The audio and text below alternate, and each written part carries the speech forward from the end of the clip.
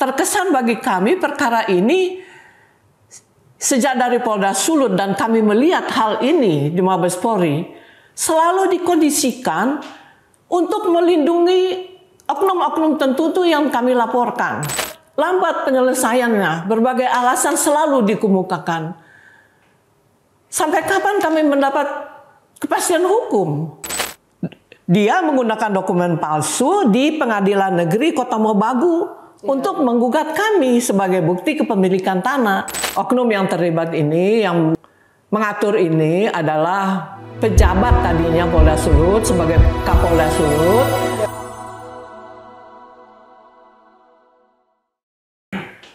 Halo, selamat sore sahabat Cution TV.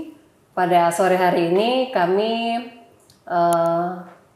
didatangi salah satu korban yang merupakan klien dari LQ Indonesia Law Firm, yaitu yang kami sebut dengan hormat Prof. Ing Moko Ginta, yang sudah memberikan kuasa kepada kami itu sejak tahun 2022 ya Prof ya. Jadi perlu kami jelaskan sedikit bahwa Prof. Ing Moko Ginta ini adalah korban dari oknum-oknum mafia tanah, di mana oknum-oknum mafia tanah ini merupakan pegawai-pegawai dari Kementerian ATR BPN sendiri, dan juga ada beberapa dari pejabat pemerintah, dan juga ada pelaku-pelaku yang melakukan penyerobotan atau penggelapan hak atau menggunakan surat palsu yang membuat SHM dari Prof. Ing Moko Ginta bersaudara ini beralih kepada pihak lain, dijual, dan akhirnya menjadi sengketa sampai dengan saat ini. Dan perlu juga kami jelaskan bahwa atas dasar kepemilikan dari atas tanah yang lokasinya ada di Gogagoman, Sulawesi Utara, Kota Mobagu, Prof.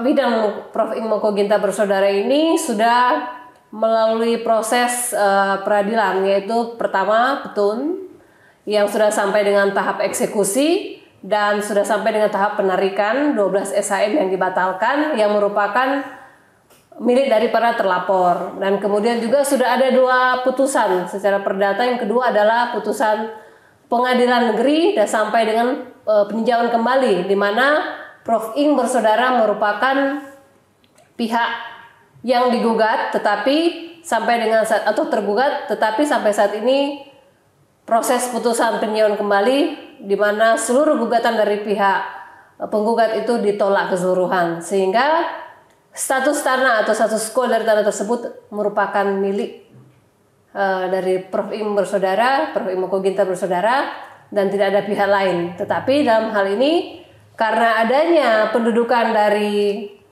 beberapa pihak yang telah membeli tanah tersebut dari pihak lain, maka dilakukan laporan polisi ya Prof ya sampai dengan saat ini. Ya. Kami sapa, bagaimana Prof keadaannya pada sore hari ini? Ya baik, terima kasih. Ya, puji Tuhan ya Prof ya. Oke. Memang selama ini juga perkenalkan, saya Advokat Francisca Runturambi. Saya sebagai kuasa hukum dan ada beberapa advokat yang lain menjadi kuasa hukum. Dan pada saat ini kami akan melakukan podcast dengan Prof. Ing Moko Ginta untuk memberikan edukasi. Pertama, edukasi hukum kepada masyarakat yang mungkin pernah menjadi korban dari mafia tanah. Kemudian juga yang hendak kami jelaskan bahwa proses-proses hukum yang saat ini sedang berjalan, terutama dalam laporan polisi yang sebelumnya berawal dari Polda Sulawesi Utara, sudah ditarik ke Mabes Polri dan sampai dengan saat ini masih sementara dalam proses penyidikan berjalan, ya Prof ya? Ya. Oke. Prof, mungkin bisa diceritakan secara singkat bagaimana pada saat Prof bersama dengan korban yang lain itu melakukan laporan polisi sampai dengan proses penyidikan berjalan, kemudian kenapa sampai laporan polisi yang mandek 5 tahun di Polda Sulut bisa ditarik ke Mabes Polri dan sampai dengan saat ini masih terus berjalan. Mungkin bisa Prof ceritakan secara singkat. Ya. Baik. Jadi perkara kami ini dimulai dari Polda Sulut. Laporan pidana kami itu dari tahun 2017. Yeah. Laporan kami ini sudah 4 kali, ada 4 laporan di Polda Sulut. Laporan pertama kami itu di SP3 dengan alasan kami harus buktikan bahwa sertifikat yang dipegang oleh terlapor itu tidak sah. Setelah kami tempuh PT UN, sertifikat terlapor sudah dicabut, sudah ditarik, kami lanjutkan pidananya. Laporan kami yang kedua, disuruh membuat laporan kami yang kedua. Kami buat laporan kedua, itu pun di SP3 dengan alasan kami belum somasi kepada pembeli tanah yang ada di situ. Padahal yang kami laporkan adalah orang-orang yang merampas tanah kami dan membuat sertifikat baru kemudian menjual. Yang membeli tanah di situ itu kan korban juga. Nah, karena sudah di SP3 dengan alasan kami belum somasi, maka kami disuruh membuat laporan yang ketiga. Ini perkara yang sama, laporan yang ketiga. Di laporan yang ketiga ini, penyidik menyarankan supaya lebih jelas laporan kami bukan penyerobotan biasa, tetapi penyerobotan berlatar belakang penggelapan, perampasan dan penggelapan hak. Pasal 385. Dan pengguna bukti palsu. Pasal 263 itu saran dari penyidik sendiri supaya jelas perkara katanya. Kami laporkan laporan ketiga. Ternyata di laporan ketiga ini di Polda Sulut akhirnya sampai kepada tahap naik sidik. Jadi sudah ada SPDP ke Kejati Polda Sulut. Bahkan di Polda Sulut itu sudah ada P16 yang menyatakan bahwa P16 itu kan penunjukan jaksa yang akan menangani. Tetapi di dalam surat itu sudah tercantum yang menjadi tersangka itu adalah Weli dan kawan-kawan sesuai dengan laporan kami. Siapa-siapa yang kami laporkan yang menggelapkan hak tanah kami. Jadi sudah ada nama-namanya tersangka. Weli dan kawan-kawan dalam surat penunjukan jaksa ini P16. Namun setelah perkara naik ke tahap sidik, selama 5 bulan itu berkas yang harus disusulkan ke Kejati itu tidak pernah dilakukan oleh penyidik. Sehingga jaksa mengembalikan SPDP-nya. Nah, kami kejar supaya pemeriksaan dari terlapor ini segera dilakukan untuk melengkapi berkas-berkasnya untuk susulkan kembali ke Kejati. Tetapi dengan terus terang para penyidik tidak mau melakukannya. Dengan berbagai alasan, entah keluar kota lah, entah sibuk ini, sibuk itu, tidak mau sama sekali memeriksa terlapor. Jadi akhirnya dengan melihat proses penyelesaiannya seperti ini, kami berusaha supaya perkara kami ini diselesaikan saja di Mabes Polri. Oleh sebab itu kami minta ke Mabes Polri supaya perkara kami dapat diselesaikan Mabes Polri. Akhirnya pada tahun 2022 setelah 5 tahun di Polda Sulut itu akhirnya dapat ditarik ke Mabes Polri. Jadi tahun 2022 sudah dipindah ke Mabes Polri. Ada 2 laporan jadi di Mabes Polri sebagai lanjutan dari penyelesaian laporan di Polda Sulut, bukan laporan baru. Jadi laporan di Mabes Polri ini lanjutan. Dan pada waktu dipindah ke Mabes Polri itu dikatakan oleh penyidik karena dokumen ataupun pemeriksaannya masih kurang sempurna, akan kami sempurnakan. Jadi bukan mulai dari laporan yang baru dari titik nol, tetapi kelanjutan dari Polda Sulut. Sehingga dari Polda Sulut itu sudah ada P16, sudah ada nama-nama tersangka, tinggal menyempurnakan di Mabes Polri. Itu yang diterangkan oleh penyidik pada awal pertemuan kami. Oh, jadi pada saat masih di Polda Sulut itu sudah proses sidik dan SPDP berdasarkan SPDP sudah terbit P16 dan dalam SPDP itu tertera bahwa penetapan tersangka ya, Prof?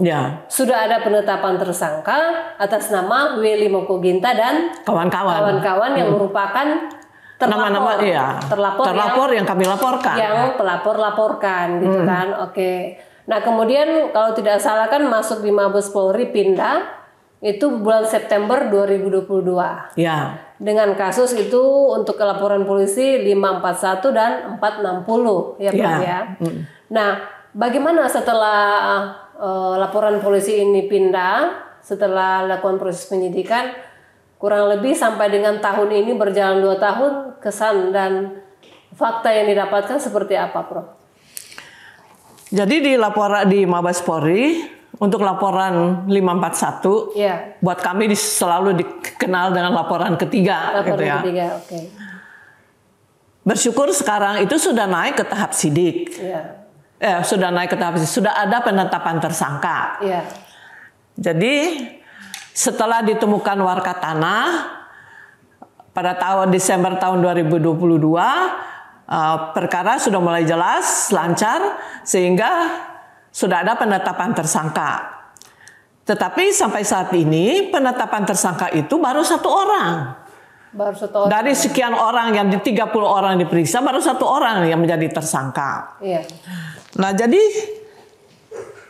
apa yang kami laporkan itu belum ada kelihatan. Kemudian karena dengan adanya penetapan tersangka baru 1 orang itu, kami mengadukan minta penjelasan dari Irwasum. Dumas ya. Dari Irwasum, karena kami tidak mendapatkan hasil gelar perkara penetapan tersangka secara keseluruhan. Hanya pada waktu audiensi dikatakan baru 1 orang yang dijadikan tersangka, dan ini penetapan tersangkanya ada 1 orang, oknum BPN, pejabat BPN. Nah kami ingin tahu, kami mengadu ke Irwasum. Oleh Irwasum diberi klarifikasi. Ternyata dari klarifikasi Irwasum itu sudah ada beberapa orang yang menjadi tersangka. Selain dari oknum BPN, saudara MW, juga ada tersangka yang lain, beberapa orang tersangka. Tetapi dari penjelasan situ, hasil gelar perkara itu menurut kami suatu keanehan. Karena begini, yang kami laporkan itu adalah orang-orang yang menggelapkan, yang merampas, menggelapkan tanah kami. Tetapi dari orang-orang itu, yang kami laporkan dari Polda Sulut itu tidak ada namanya satupun. Yang ada itu memang ada nama Maksi, tetapi hanya dikenakan pasal 167. Nah, pasal 167 ini kan hanya penyerobotan biasa, penyerobotan rumah, diperluas ke halaman. Tetapi yang kami laporkan itu adalah penyerobotan berlatar belakang perampasan dan penggelapan. Jadi itu bukan pasal 167 tapi pasal 385. Dan pasal 385 ini ditentukan dari Polda Sulut sudah berdasarkan gelar perkara yang disertai oleh saksi ahli pidana di Polda Sulut, Dr. Johnny Lembong. Dia menyatakan perkara kami bukan pasal 167 tetapi pasal yang lain, yaitu pasal 385, bukan 167. Dan anehnya lagi, yang lebih banyak menjadi tersangka itu adalah para pembeli tanah. Padahal kan mereka juga korban.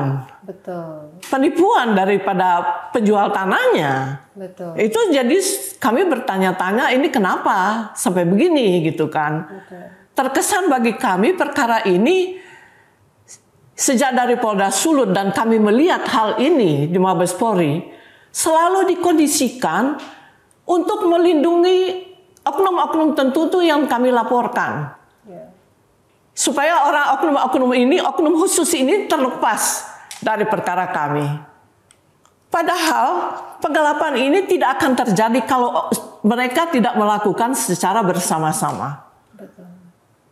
Sekelompok orang ini bersama-sama melakukan penggelapan. Bukan hanya 1 orang punya perbuatan. Karena untuk membuat sertifikat 10 sertifikat sekaligus dalam waktu 5 hari setelah pengukuran bisa terbit, tidak sedikit biaya yang diperlukan. Tanpa ada dukungan dana yang kuat, tidak akan terjadi pembuatan sertifikat ini. Nah itu yang kami laporkan semua, tetapi nama-nama tersangka itu tidak ada, terlapor itu tidak ada. Dan sampai sekarang terkesan juga perkara ini sangat lambat penyelesaiannya. Berbagai alasan selalu dikemukakan. Sampai kapan kami mendapat kepastian hukum? Ya. Ini yang kami minta perhatian dalam penyelesaian perkara kami, gitu kan. Iya. Karena kalau tidak salah ya Prof, tahun 2023 itu kan dilakukan gelar perkara ya. Gelar perkara, kemudian terbit penetapan tersangka itu pada tanggal 29 Februari ya. 29 Februari 2024. Iya. Nah, disitulah saudara MW ini ditetapkan sebagai tersangka. Nah, padahal di dalam surat Irwasum itu sebenarnya tersangka itu diuraikan sudah sangat banyak. Sangat banyak. Cuman P16 yang menyebutkan tersangka pada saat di Polda Sulut itu nama-nama Willy Mokoginta dan kawan-kawan itu tidak ada di dalam penetapan tersangka yang ditetapkan oleh Mabes Polri. Penyidik Mabes Polri untuk LP 541 ya. Kenapa bisa seperti itu? Tentu itu menjadi pertanyaan sebagai kita sebagai pelapor dan Prof juga sebagai korban bersama dengan korban yang lain. Kenapa ada rangkaian seolah-olah ada rangkaian yang putus ya Prof ya? Dari pasal yang sudah 263, pasal 385 dan 167 yang sudah dilakukan gelar perkara di Sulawesi Utara, tetapi ada satu rangkaian yang putus pada pasal 385. Iya. Dan yang diangkat hanya pasal 167 yaitu para korban yang membeli yang merupakan korban dan sekarang menduduki tanah itu. Iya. Begitu. Dan pada saat surat penetapan tersangka, kenapa hanya satu pihak yang diangkat dalam hal ini? Jadi seolah-olah pada saat kami juga kuasa hukum menerima surat balasan dari Dumas tahun 2023, kami juga heran. Kenapa pihak penyidik untuk LP 541 itu tidak menjelaskan atau menguraikan secara jelas dan lengkap dalam penetapan tersangka. Ada apa? Ada apa dengan penetapan tersangka yang baru satu orang saja? Sedangkan dalam surat balasan Irwasum itu sudah banyak, begitu kan? Nah, seperti kita ketahui juga pada tahun 2023 itu kan gugatan perdata itu masih berjalan ya, Prof. Dan kami kalau tidak salah sudah ada proses juga kasasi pada saat itu dan sudah ada juga proses PK. PK atas gugatan perbuatan melawan hukum. Nah, dari sampai dengan putusan terakhir putusan PK hasilnya seperti apa, Prof? Ya, dari kasasi gugatan mereka ditolak. Bahkan hakim menyatakan bahwa seharusnya gugatan ini tidak diproses sejak awal Pengadilan Negeri Kota Mobagu. Karena apa? Kan kita sudah punya PT UN di mana sertifikat mereka sudah dicabut, sudah dibatalkan.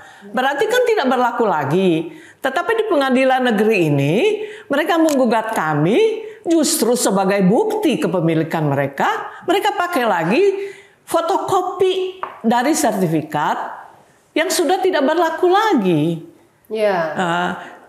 Itu dari kasasi. Kemudian dari PK mereka menggunakan alas hak bukan lagi sertifikat yang sudah dibatalkan itu, tetapi sertifikat induk awal sertifikat 2567 katanya masih berlaku.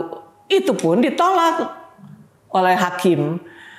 Di PK itu mereka menganggap bahwa hakim salah menilai karena sertifikat 2567 mereka masih berlaku. Jadi ini sertifikat 2567 induknya dipecah ke 2661 sampai 2669. Gugatan Ketun itu kan 2661 pecahannya ini dibatalkan semua.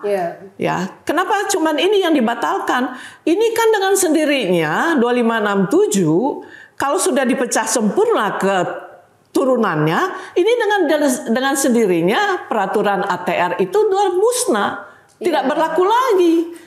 Jadi baik ini turunannya 2661 sampai 2669 maupun 2567 jelas-jelas tidak ada lagi legal standingnya. Dan justru itu yang mereka pakai di pengadilan negeri. Itulah sebabnya gugatan mereka itu ditolak. Dan bukan kami yang mencabut sertifikat mereka. Itu kan keputusan PT UN.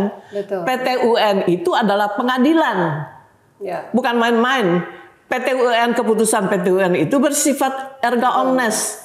Pengadilan yang lain itu harus menghormati keputusan PT UN. PN tidak berhak untuk membatalkan PT UN. Betul. Itu yang terjadi. Ya, jadi dalam hal ini sudah ada 2 putusan ya, Prof. Pertama, putusan petun yang telah dieksekusi.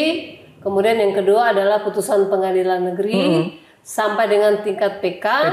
Dan di situ para penggugat dinyatakan kalah. Gugatan mereka semua ditolak oleh pengadilan kan ya. Dengan demikian bahwa tapi proses penyidikan tetap berjalan sampai saat ini, Prof ya.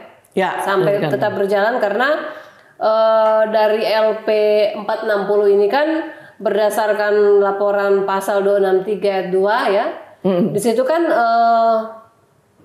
para terlapor ini menggunakan sertifikat yang bukan milik mereka lagi kan, dan memang bukan milik mereka, bukan milik mereka. Jadi pada saat mereka menggunakan itu, kemudian pelapor melaporkan dugaan perbuatan tindak pidana tersebut ke polisi pada saat itu di Polda Sulut. Nah, sampai saat ini juga masih berjalan. Nah, dalam proses penyidikan ini yang Prof ketahui dan amati sampai dengan saat ini sudah sampai mana, Prof, proses penyidikan?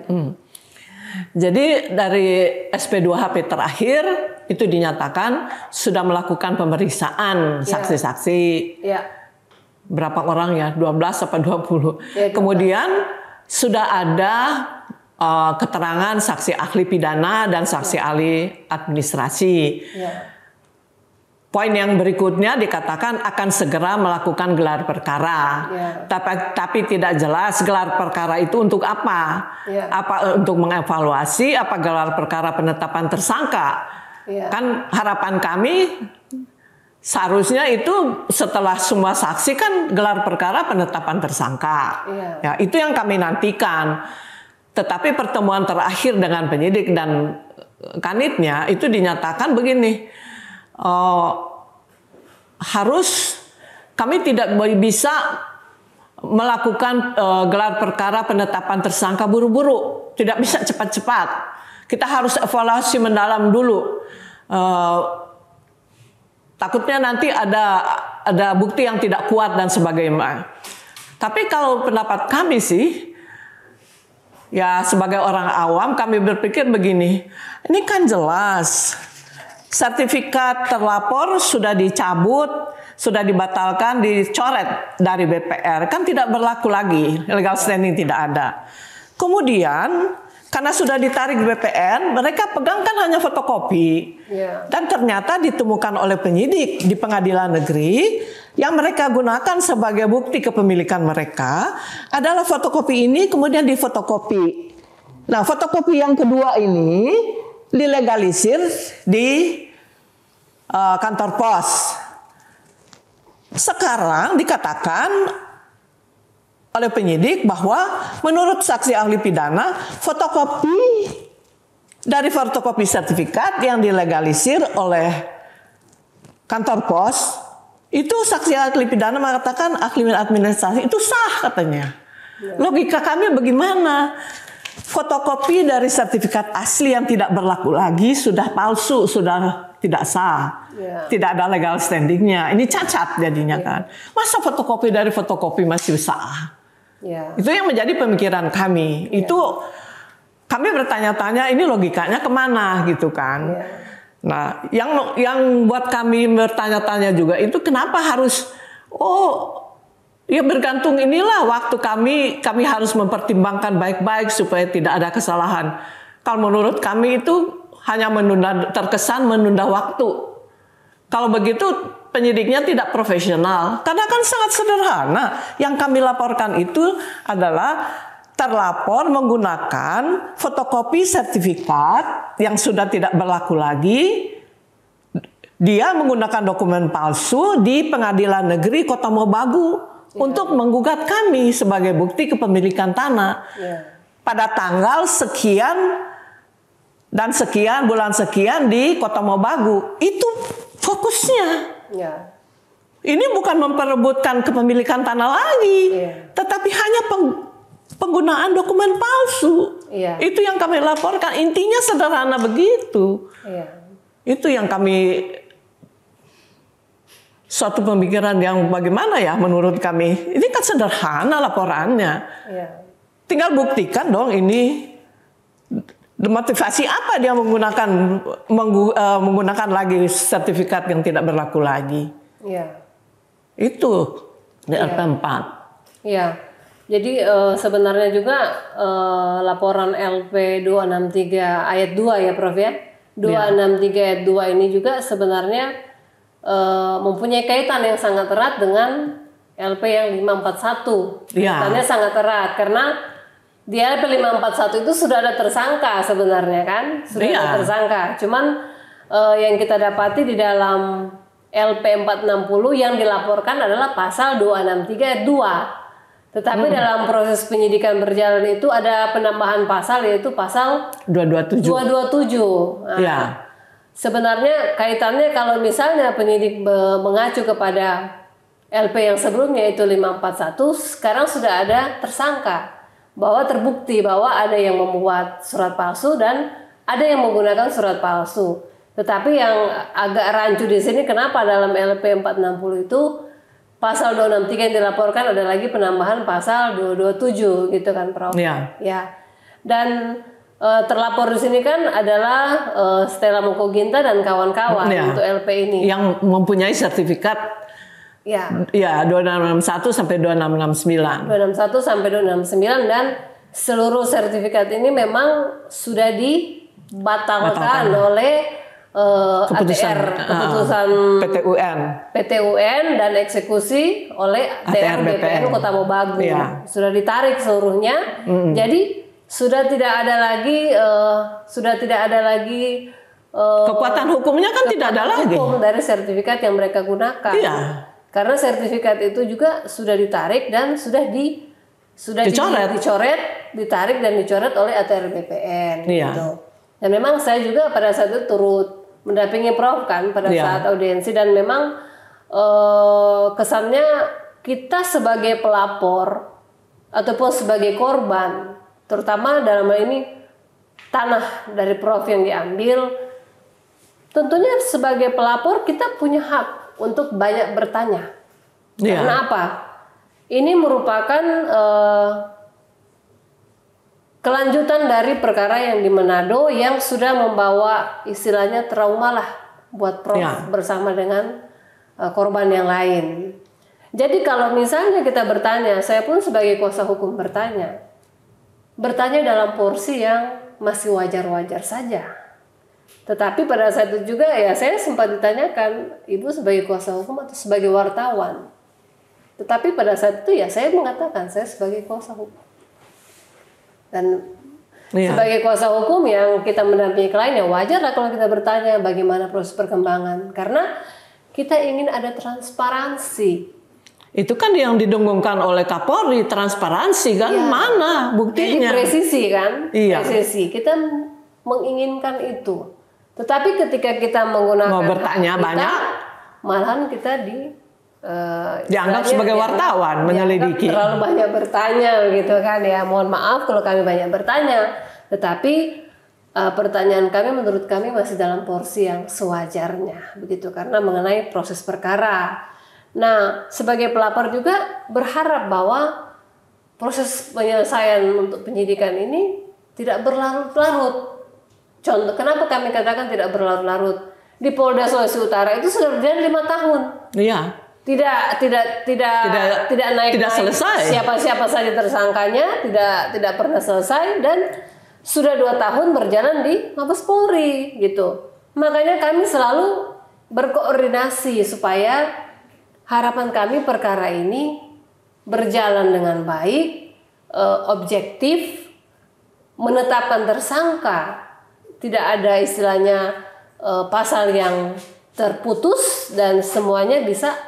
Kami juga berharap bahwa dalam proses penetapan tersangka yang sesuai dengan surat Irwasum itu masih ada tersangka yang lain yang akan muncul gitu. Iya. Karena nama-nama yang dilaporkan ini belum muncul. Ada nama-nama lain yang belum muncul dalam hal ini, gitu. Jadi ya memang sudah menjadi hak daripada pelapor dan juga korban untuk menanyakan itu, gitu. Dan memang kami tidak akan pernah bosan-bosan untuk mempertanyakan perkembangan kasus ini karena harapan kami cepat selesai juga cepat baik, gitu. Tapi alangkah baiknya juga kalau kasus ini selesai dengan tepat sasaran, gitu kan? Iya. Gitu. Kemudian mengenai dari surat Irwasum yang sudah kita terima kemarin, Prof, itu ada kejanggalan-kejanggalan apa lagi kira-kira yang Prof dapatkan dari fakta-fakta yang ada dalam surat tersebut? Bisa Prof ceritakan? Ya. Terutama pasal berapa? Pasal berapa yang kira-kira menjadi pasal 385 ya? Ya, pasal 385. Ya. Kan yang dimunculkan hanya pasal 167. Ya. Nah, pasal 385 itu tidak ada. Ya. Yang membuat kekacauan dari awal ini kan dengan pasal 385. Ya. Karena mereka menduduki tanahnya, kemudian mengusir pengurus kebun, tanaman ditebang semua, kemudian bikin sertifikat baru. Motivasinya apa? Itu kan menggelapkan supaya mereka bisa menjual. Dan faktanya mereka sudah jual. Seluruh tanah itu sudah dijual, hanya tinggal 30% yang belum dijual. Ya. Jadi kami minta penyelesaiannya dengan adil. Ya. Masa kami yang harus berurusan dengan pembeli-pembeli tanah yang terima duit terlapor? Kami yang jadi susah untuk membereskannya. Ya. Itu kan tidak adil. Kami minta keadilan. Di situ keadilan yang kami minta. Betul. Sesuai dengan fakta ya. Sesuai dengan fakta yang ada gitu kan. Ya. Dan lagi pula dasarnya kita kembali lagi bahwa dalam P16 di Polda Sulut itu sudah ada nama-nama tersangka yaitu Willy Mokoginta dan kawan-kawan. Iya. Tapi dalam penetapan tersangka setelah 15 Polri nama-nama itu tidak ada. Dia nama belum ada. Apa itu akan ada, apa tidak tahu. Tapi kalau kami pernah bertanya begini, kenapa namanya beda? Ya. Oh, katanya Mabes Polri berhak untuk mengganti nama-nama yang sesuai dengan itu mereka gitu kan. Ya. Apakah itu tidak menyimpang? Maksudnya begini. P16 yang sudah ditentukan, sudah ada P16, SPDP.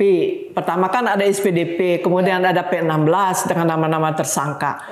Apakah itu bisa langsung dihapuskan oleh penyidik Mabes Polri? Itu pertanyaan kami begitu kan. Bukankah kalau penghilangan nama-nama tersangka yang di Manado itu harus melalui entah itu bukan pra peradilan tetapi pra peradilan atau SP3 dulu dong. Ya. Berhentiin dulu dong yang kasus di Manado. Padahal kan perkara kami ini kan lanjutan dari Manado, dari Polda Sulut, bukan perkara yang baru. Kalau dia mau bikin perkara yang baru, penyidikan yang baru, ya putus dulu, bikin SP3. Ya. Supaya ini hapus semua. Ini kan penyempurnaan. Ya. Bukan merubah, tetapi penyempurnaan. Ya. Itu yang menjadi pertanyaan kami, minta penjelasan itu dari para penyidik. Iya.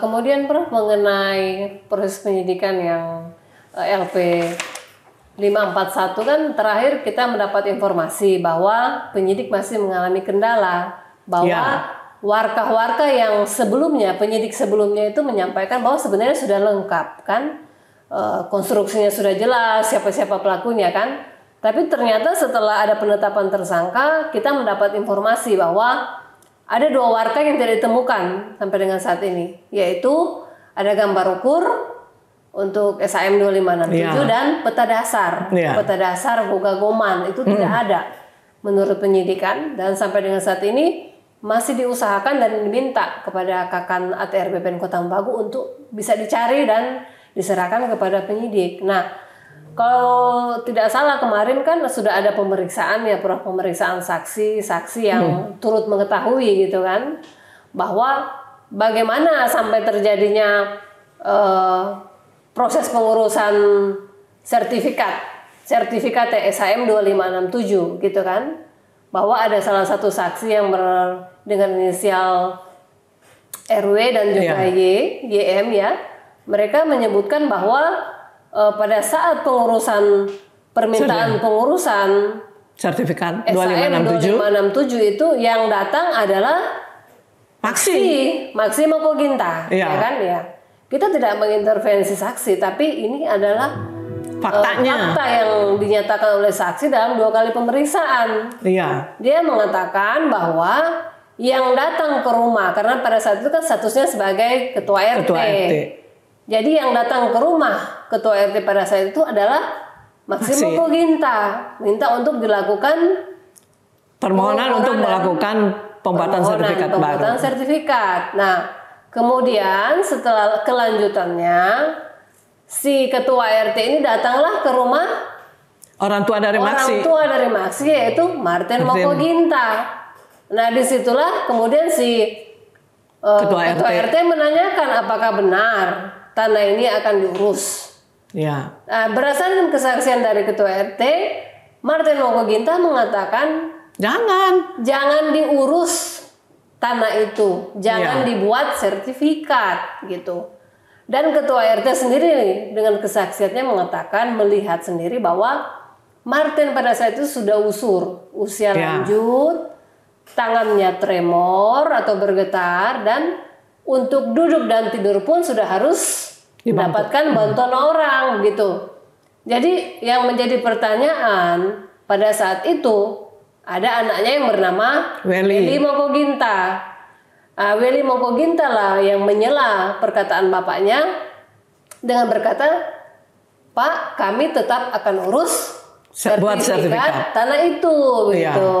Jadi disitulah kami heran kenapa dalam surat Irwasum dan berdasarkan penyidikan bahwa Martin Mokoginta lah yang bermohon atau membuat sertifikat 2567. Sertifikat SAM 2567. Dan juga berdasarkan kesaksian ketua RT pada saat itu, Martin tidak pernah hadir pada saat proses pengukuran. Yang hadir adalah Maksi Mokoginta, dan dia memberikan kesaksian bahwa dia menandatangani ada 4 surat. Ya kan? Dia sebutkan ada 4 surat yang ditandatangani pada saat permohonan pengukuran pada saat itu gitu. Nah, sekarang gambar ukur itu tidak ada. Gambar ukur SAM 2567 itu menjadi pertanyaan kami gitu. Makanya dengan adanya kendala dari tidak adanya gambar ukur ini, barangkali dugaan kami nama-nama yang turut bertanda tangan situ juga akan menjadi tersangka, bisa menjadi tersangka yang selanjutnya. Tetapi karena laporannya belum didapatkan warkah untuk gambar ukur ini, maka sampai dengan saat ini belum bisa ditetapkan tersangka yang lain seperti itu. Tapi kami berharap bahwa warkah gambar ukur SAM 2567 dan peta dasar Gogoman ini bisa segera ditemukan dan diserahkan kepada penyidik. Kami juga sudah mendatangi kantor ATR BPN Jakarta Pusat ya, ketemu dengan Pak Tejo dan jajarannya, dan ini sedang diusahakan untuk dimintakan dan dicari sampai dengan ketemu begitu. Kemudian Prof, selanjutnya bahwa laporan polisi ini kami juga mendengar langsung dari Prof dan juga korban bahwa ada dugaan kuat bahwa ada keterlibatan oknum mafia hukum yang turut sampai dengan saat ini turut mengatur dan istilahnya mengkondisikan perkara ini supaya ada dugaan untuk melindungi pihak-pihak tertentu atau supaya perkara ini tidak jalan gitu. Ada dugaan seperti itu ya, Prof. Atas dasar apa sampai Prof dan korban menduga kuat bahwa ada dugaan oknum mafia hukum terlibat dalam proses perkara ini? Sebenarnya bukan dari dugaan itu, juga kami berani menduga begitu karena ada bukti yang kami dapat. Ya jelas oknum yang terlibat ini yang mengatur ini adalah pejabat tadinya Polda Sulut sebagai Kapolda Sulut, tapi kemudian setelah pensiun Dia tetap berperan sampai ke Kapolda 2 berikutnya, sampai perkara kami pindah ke Mabes Polri itu masih tetap dia berperan. Ya. Secara tidak langsung pada waktu kami audiensi dengan Direskrim Umum Polda Sulut, itu beliau mengakui, menurut beliau, kami bertanya, kemungkinan Pak, dugaan kami ini barangkali ada yang cawe-cawe yang mengatur sampai perkara ini. Dan kami sebutkan nama orangnya. Menurut beliau ya itu sah-sah saja. Dianya Kapolda kok, katanya gitu. Oh iya, jelas dia ngomong begitu. Dan pengakuan dari Direskrim Umum ini di depan Propam Mabes yang tanpa sengaja sepupu kami ikut hadir pada waktu pembicaraan Propam Mabes Polri dengan Pak Direktur Reskrim Umum Polda Sulut ini sedang berbincang-bincang. Beliau juga menyatakan terus terang perkara ini mandek karena memang orang ini yang terlibat mengatur semuanya. Jadi selama mulai beliau menjadi Kapolda sampai 2 Kapolda berikutnya, sampai tahun 2022 itu sampai kami pindah ke Mabes Polri dia tetap berperan. Nah, kekhawatiran itu tetap ada di dalam hati kami. Nah, setelah kami melihat di perkara ini sudah jelas kok, bahkan penyidik pertama mengatakan bahwa dengan ditemukannya warga tanah, orang yang terlibat, peran masing-masing sudah jelas, konstruksi perkara sudah jelas. Tinggal memeriksa atau BAP dari para terlapor. Setelah itu kita selesaikan. Faktanya kan sampai sekarang hampir 2 tahun tidak jalan. Nah, dugaan kami pasti, ya dugaan kami bukan pasti ya, tapi dugaan kami tetap ini jalan. Oknum yang cawe-cawe ini tetap jalan. Berarti ada konvensi dugaan. Iya, dugaan kuat tuh masih. Oleh sebab itu selalu perkara ini seolah-olah dikondisikan supaya terhambat selalu. Itu yang menjadi pikiran kami dan kekhawatiran kami. Jadi itulah. Kami mesti berbuat apa lagi coba? Baik. Ya, tentunya harapan dari Prof sebagai pelapor dan juga korban dalam hal ini. Karena Prof dan korban lainnya adalah warga negara yang mempunyai hak untuk mendapatkan keadilan, terutama kepastian hukum, terutama untuk status tanahnya. Yang kedua juga kepastian hukum untuk proses perkara yang sedang berjalan. Kira-kira harapan apa yang hendak Prof sampaikan pada kesempatan sore ini? Ya, harapan kami perkara ini karena sudah berlarut-larut. Mohon perhatian atau bantuan dari Bapak Presiden sendiri. Karena hanya beliau pimpinan negara yang tertinggi. Kemudian melalui beliau juga mungkin kami sampaikan kepada Bapak Kapolri, Pak, tolong lihatlah Pak perkara kami ini di Bareskrim Mabes, jangan dibiarkan Pak. Bapak perlu perhatianlah untuk rakyat yang kecil yang tidak punya uang. Kami tahu lawan kami itu kaya, luar biasa kayanya. Tetapi janganlah orang yang tidak punya uang, orang kecil itu injak-injak. Bahkan kalau kami berkonsultasi dengan penyidik seolah-olah kami mengganggu kah? Tetapi itulah yang kami minta. Jadi tolong Pak Kapolri, karena hanya Pak Kapolri sendiri yang dapat membereskannya. Bawahan Bapak itu adalah Kabareskrim. Semua proses ini di bawah pengawasan Kabareskrim. Jadi kami minta juga kepada Bapak Kabareskrim, tolong Pak bantu kami, beri perhatian Pak, perkara ini luruskan, selesaikan, jangan dibiarkan mengambang seperti ini. Kepada Karwasidik, kepada Propam, dan kami akan laporkan juga ke Kompolnas. Kami meminta perhatian semua pejabat-pejabat tinggi, karena perkara ini tidak dapat diselesaikan tanpa keterlibatan pejabat tinggi. Penyidik-penyidik itu cuma bawahan kok. Mereka akan mendengar di atas. Tapi kalau pejabatnya juga yang mengatur ke bawah, Apakah itu akan selesai? Tidak akan selesai. Kami tahu, Pak, apa yang suka terjadi di Polda Sulut, kami tahu, Pak. Anak buah Bapak sendiri kok, Kapolri, anak Bapak buah sendiri yang masih lurus jalannya, menerangkan segala sesuatu kepada kami. Kami tahu memang apa yang terjadi. Kami sebagai rakyat kecil, kami tidak tahu, tidak berdaya melawan itu. Tapi kami minta dengan perkara kami naik ke Kapolda, naik ke Mabes, perkara ini akan segera terselesaikan, ada kepastian hukum. Jangan kondisikan lagi seperti di Polda Sulut. Ya. Itu yang kami minta. Harapan kami itu yang terjadi. Baik. Ya, terima kasih. Ya. Kami juga sebagai kuasa hukum tentunya dalam ini tetap mendampingi Prof. Ing Moko Ginta bersama korban yang lainnya.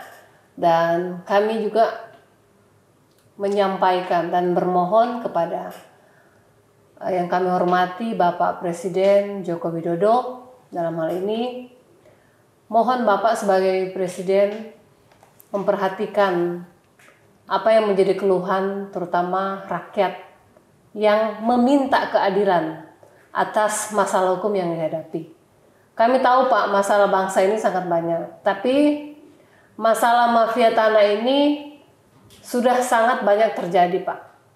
Dan sesuai dengan janji Bapak juga, Bapak mau menindak tegas setiap mafia-mafia hukum yang mengambil tanah masyarakat, terutama ada oknum keterlibatan, oknum-oknum ATR BPN, oknum-oknum pemerintah yang membuat korban-korban ini menderita. Sebagai informasi Bapak Presiden yang kami hormati, kasus ini sudah berjalan 7 tahun Pak. Di Mabes Polri 2 tahun, di Polda Sulut 5 tahun. Dan korban-korban ini semua sudah berusia lanjut. Ya, bisa dikatakan mereka lebih tua dari Bapak Presiden. Oleh karena itu tolong Pak diperhatikan, mereka lansia-lansia yang secara kekuatan dan lain-lain itu sangat tidak berdaya. Kiranya Bapak Presiden yang kami hormati bisa tersentuh untuk memberikan atensi untuk perkara ini Pak. Memberikan atensi juga kepada, mohon perhatian juga kepada Bapak Kapolri yang kami hormati. Kami berterima kasih karena perkara ini setelah di Mabes Polri sudah mulai menunjukkan titik terang dengan adanya penetapan tersangka. Kami masih berharap Pak, perkara ini ditangani dengan objektif. Dengan adanya tersangka-tersangka baru atas pasal-pasal yang dilaporkan. Para pelaku-pelaku jangan sampai dibiarkan lolos dan melakukan perbuatan-perbuatan mereka atau mengulang perbuatan mereka kembali. Kami harap Bapak Kapolri memberikan atensi, jangan hanya kasus-kasus seperti Vina di Cirebon dan lain-lain Pak. Kami juga butuh atensi dari Bapak. Juga kepada Bapak Kabareskrim dan Bapak Karwasidik dan Bapak Ditipidum dan juga Kasubdit yang menangani perkara. Kami mohon terutama Satgas Mafia Tanah ya dalam hal ini, kami mohon untuk diberikan atensi untuk perkara ini agar bisa selesai dengan baik, bahkan memberikan kepastian hukum dan memberikan kepastian hukum tidak berlarut-larut dan memberikan kami juga kejelasan-kejelasan tentang rencana tindak lanjut apa yang akan dilaksanakan. Ini harapan kami sebagai kuasa hukum mewakili dari setiap korban. Kami mohon atensi dan kami ucapkan terima kasih atas perhatian Bapak-bapak sekalian. Satu lagi mungkin untuk Bapak Menteri ATR BPN yang kami hormati Bapak Agus Yudhoyono, bahwa Bapak sebagai Menteri yang baru, kami harap Bapak bisa memperhatikan dan memberikan atensi juga untuk kasus ini Pak, karena warkah yang saat ini belum ditemukan, yaitu warkah SAM 2567 gambar ukur dan juga peta dasar, ini merupakan kewenangan dari kantor ATR BPN Kota Mobagu. Tolong Pak berikan atensi agar warkah ini segera ditemukan. Jangan sampai ini tidak ditemukan sampai dengan seterusnya, karena kami yakin Pak, di dalam warkah yang belum ditemukan ini ada tersangka-tersangka baru.